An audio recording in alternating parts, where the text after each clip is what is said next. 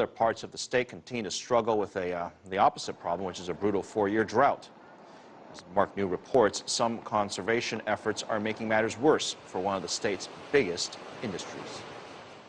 Yesterday when we took that walk.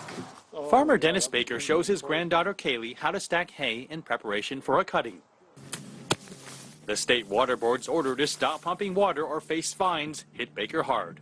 It's a very bad time to be cut off. We really need the water to get through the summer.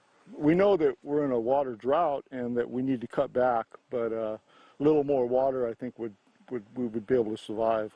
I think it's for us it's going to be about a 60% loss. In years past, Baker's hayfields were completely green. Today, they're so dry they need to be cut to prevent the risk of fire. Generally pull the hay up to my chin when it's time to cut, so you can see how short we are. And at the district water pumping station, it is not business as usual.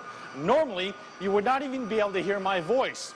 But it's not nearly as loud because out of the 6 pumping stations, only 1 is running, and it's the smallest one. The water still being pumped here goes to farmers who have what's called riparian rights, which means water that naturally runs through their property. It's only a few feet away from Baker's farm, and he can't touch it. Baker's irrigation district is suing the state water board, claiming it has no authority to cut their water. The irrigation district's general manager, David Weissenberger, shows us that the main source, the San Joaquin River, still has plenty of water, but not for them. Well, it is very frustrating to be this close to it and to see this much water out here, because when they curtailed us with their notice, they didn't identify who that water belongs to. They just said it belongs to some senior group, no name, no faces. The California drought is part of a much bigger problem affecting 6 other states west of America's Rocky Mountains. Water shortages in this region are in their 16th year. They affect around 40 million people.